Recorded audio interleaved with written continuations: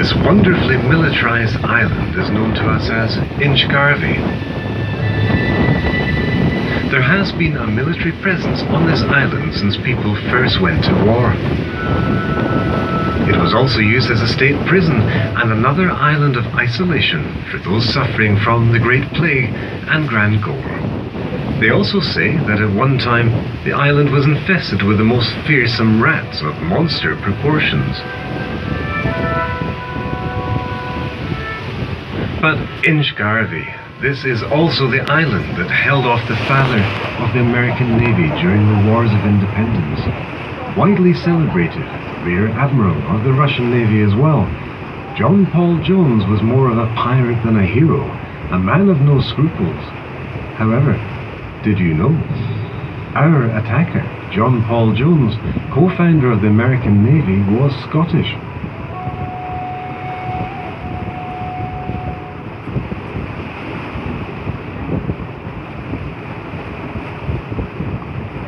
Small boat past us there produces an absolutely huge wash. That's about hopefully the biggest waves we'll see all day. So I'm going to head down through the tugboats. These tugboats help the tankers come and go from Hound Point here.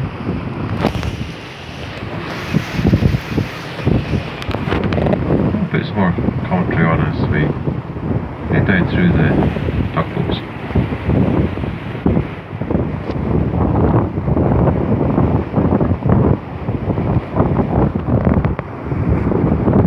Under the waves here, a German U-boat, a submarine, a vessel only twice the length of the Forth Belle, but lying silent in the cold, eerie darkness. The year is 1914. The captain is Lieutenant Otto Hersing. This U-boat is known as U-21. U-21 was the first U-boat ever to enter the Irish Sea, the first to enter the Mediterranean, the first ever to refuel at sea, and also the first to get this far upriver without being detected. Up on the cliff, beside the Red Forth Rail Bridge, lies Carlingnose Point, the anti-submarine battery. There you saw the periscope. An attack was made with heavy artillery. U-21 slid away under the water and back out to sea. The next day, a lovely summer's afternoon. The captain, he had been tracking HMS Pathfinder from the Forth, bearing south-southeast out past the Isle of May, heading down the coast towards St. Ives. She was only cruising at 5 knots due to having little coal to burn.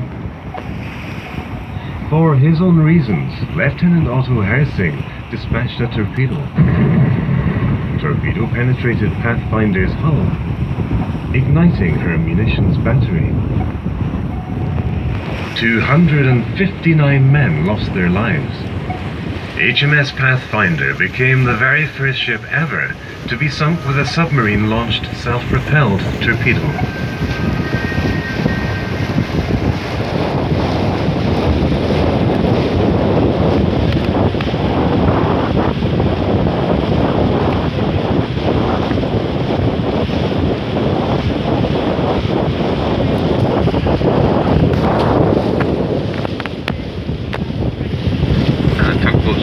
To help the oil tankers there to start us off on the left hand side.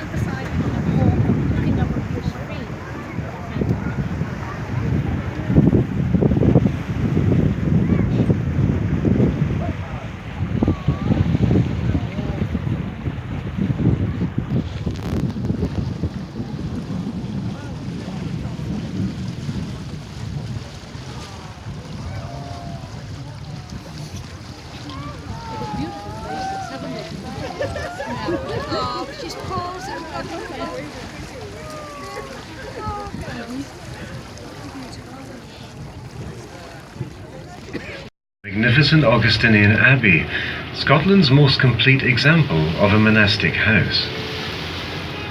In former times, and possibly due to its dedication to St. Columba, the island was also known as the Iona of the East. The well-preserved abbey, the 9th century hermit's cave, the beaches, and the wartime features provide visitors with plenty to see and explore.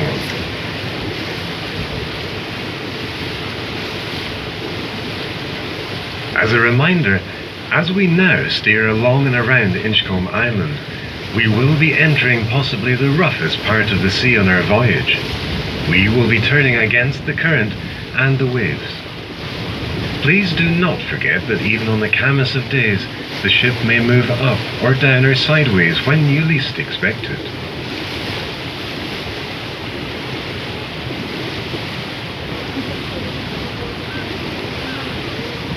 Can you see the little red and white lighthouse, the Oxcar's Light, to keep the seaways safe? This one built in 1886 by the famous lighthouse family, the Stevensons. You may know this family better if I mention the famous grandson, author of Treasure Island, Robert Louis Stevenson. Today, with no contribution from the government, the General Lighthouse Fund raises around £80 million every year.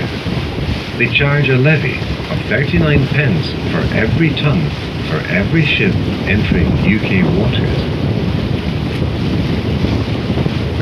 And now, a bit more sinister. At the base of the Oxcar Light is a hydrophone for underwater listening, but also vast loops of U-boat detector wire laying on the seabed. Going from Craig anti-submarine establishment in Aberdare on the North Mainland, past Inchcolm Island here, over to our right several kilometres to Seacliff on the South Mainland, and the loops also include the Isle of Maid, way out on the horizon. Any alien ship, submarine or U-boat that crosses these cables will be detected with a magnetic charge seen on the galvanometers ashore. This would prompt an attack to be launched.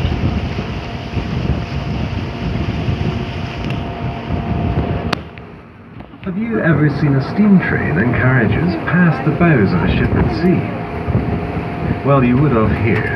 From Burnt Island, further out on the North Shore, the floating railway carried trains full of coal and passengers over to Edinburgh. This was the late 1800s, but we will talk about Thomas Botch, the infamous designer of this railway, a little later on. As we approach the island here, on the right hand side on the rocks there's a seal lying as well, camouflaged. We'll be quite close to the seal, right hand side, just on the rocks there.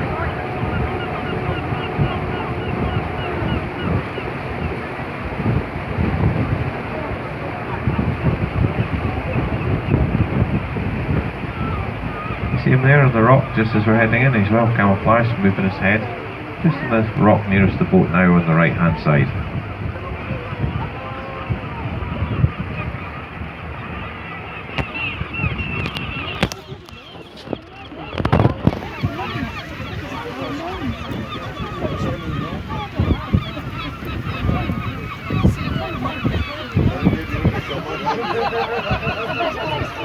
We are now approaching the harbour of Inchcolm Island.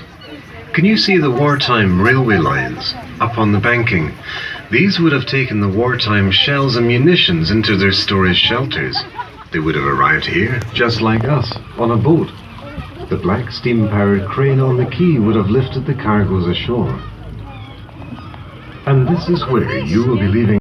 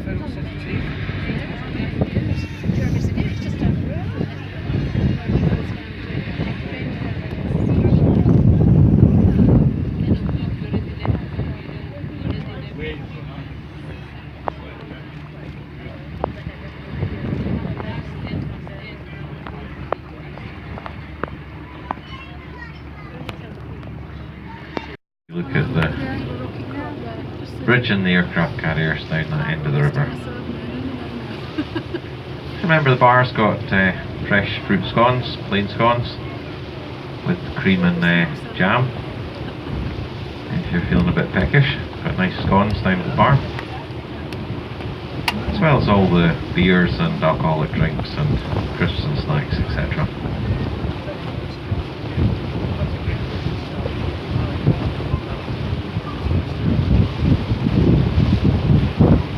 Over on the shore, that's the sailing club there. You can see all the little yachts. And the Dalgety Bay Sailing Club there on the right hand side. Set our course back once again towards Head Point, the Royal Export Terminal.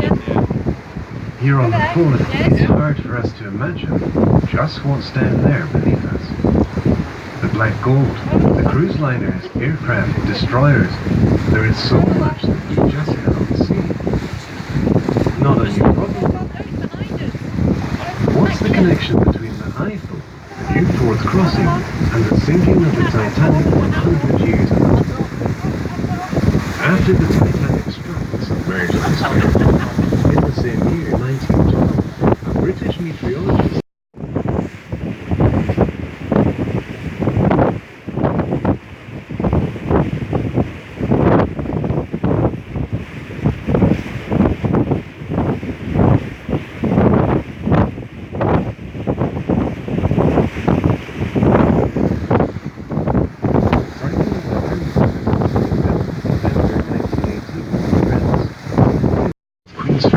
simply amazing. Scotland's national aquarium for all the family. Deep Sea World North Queen's Ferry. Easy to get to. Ask the crew or see tourist information for details.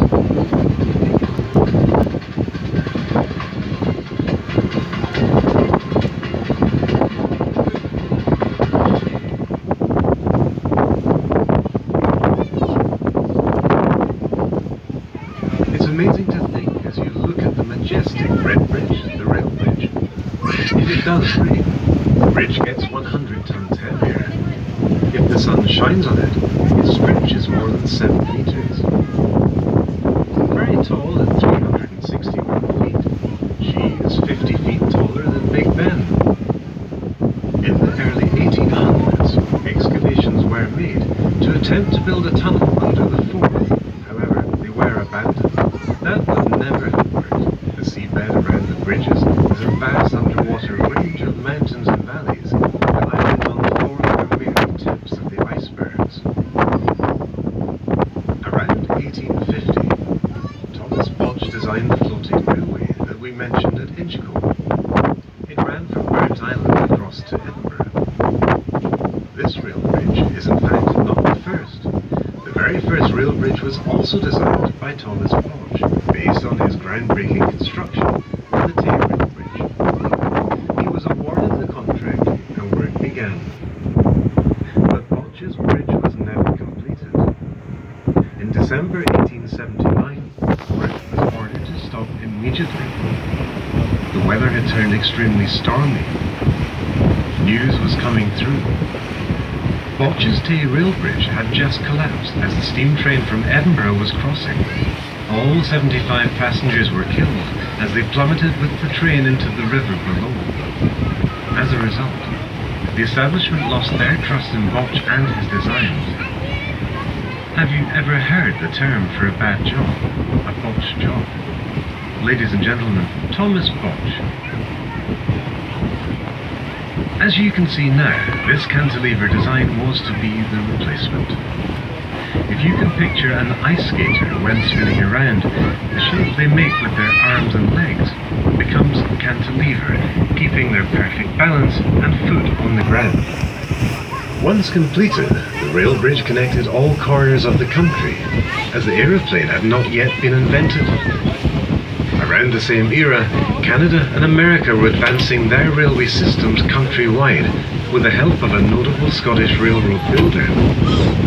He fixed a massive problem caused by people now being able to travel greater distances. Sandford Fleming first realized his problem when trying to timetable trains.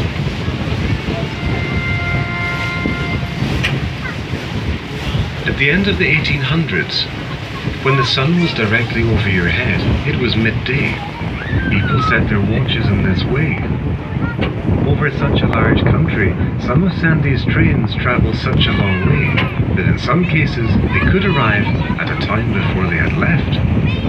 Sandy cut open a globe of the world and spread it on a desk. He drew a grid over that flat globe. He created time zones. Scotsman Sandford Fleming invented and gave the world clock.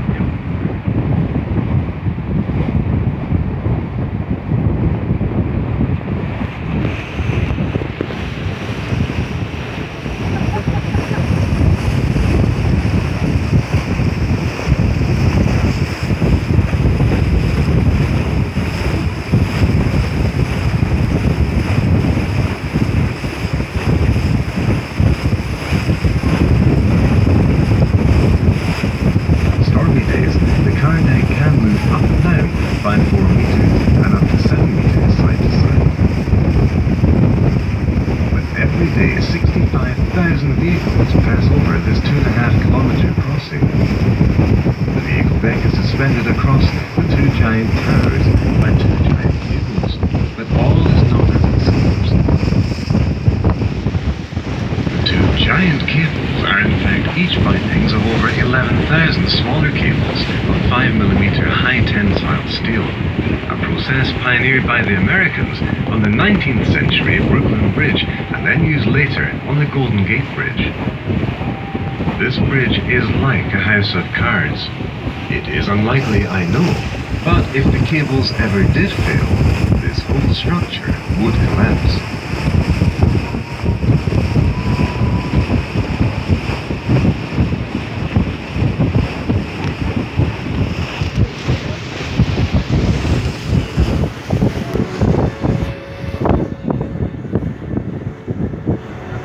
Ahead of us now, we can see the beginnings of the new multi-billion-pound Forth crossing.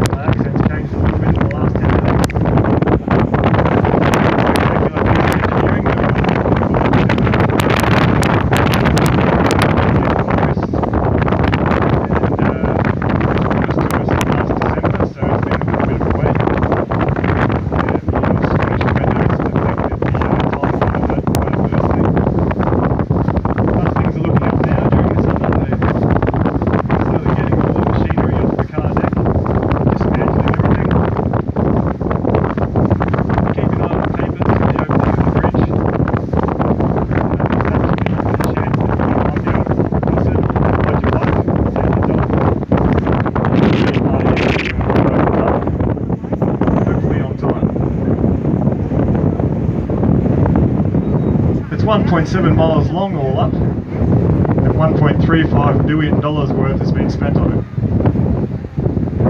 It's also the largest that features cables across the immense span. This has extra strings. And it's the longest three-tower cable span. Just before we start making our turn, if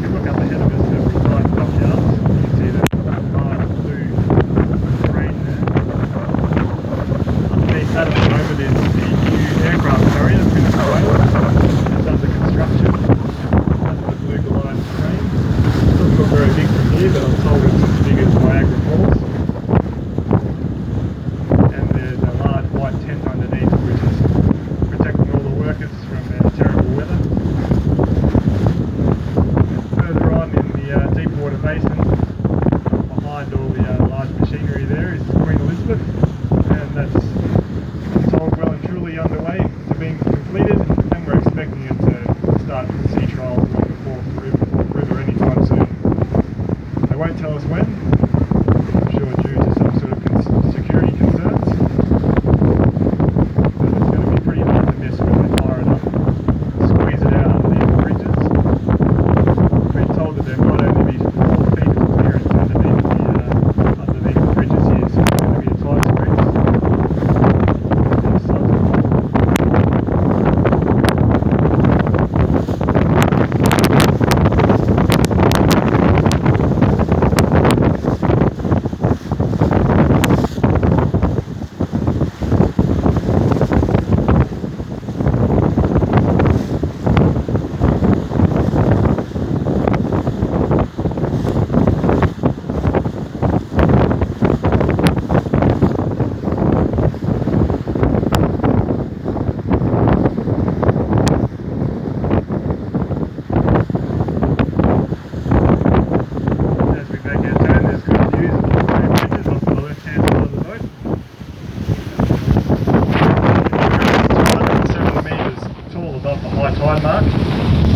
Equivalent to 49 London buses, and it's 50 metres higher than the existing Forth Road Bridge. It's truly a huge project with 150,000 tonnes worth of concrete poured, and the steel to construct the car deck weighing in at 35,000 tonnes, and all this is held up in the air by 23,000 miles worth of cabling, which if stretched out end to end could reach almost entirely around the planet. You can also see running down each side of the car deck is one of our favourite features, the clear louvered panels there, fencing up along the side. This is the wind deflection for the traffic, something that the old bridge is lacking. And apparently it will keep the bridge open in the high winds that we experience ripping up and down the river. The old road bridge is occasionally closed to high-sided vehicles and the likes due to the high winds, and occasionally we get the odd heroic truck driver who tries to make the dash across and subsequently has his truck blown over in the middle of the bridge, which can shut the existing road bridge down for up to a day. And what would have been a 10-minute trip across the river turns into a 3 to 4 hour journey up around the estuary behind us, with all the traffic from Edinburgh as well. It's very scenic, but it's not ideal after a hard day at work.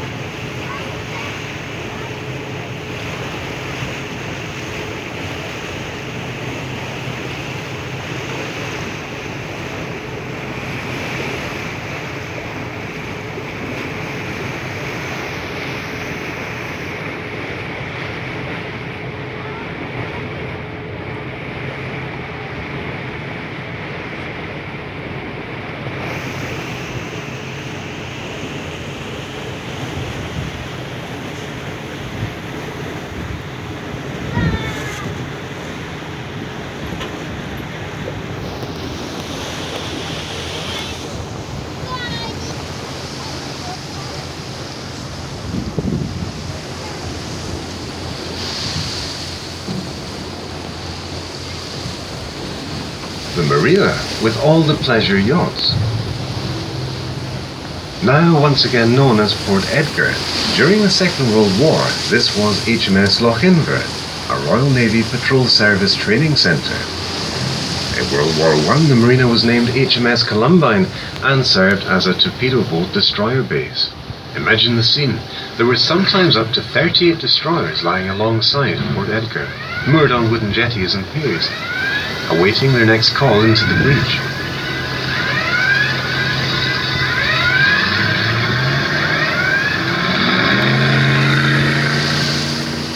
Well, It was originally named after Edgar Atheling way back in the 11th century, because he moored his fleet of battleships here. The curious thing is his name, Edgar Atheling. Atheling was just a generic word used for an exile or noble person. You see, nobody had surnames here in Scotland until the 15th century, hence Fort Edgar.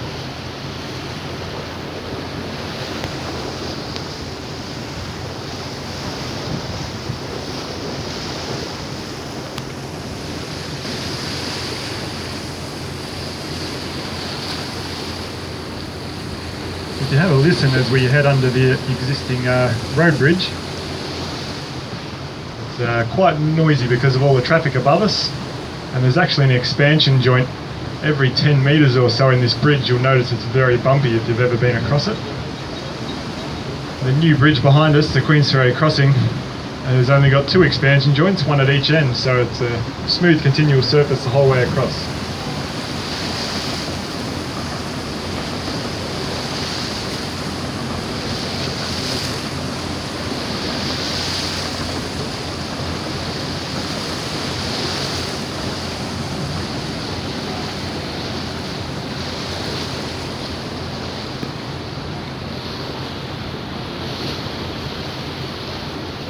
Third Forth Bridge will not be a cantilever bridge like the Red Bridge.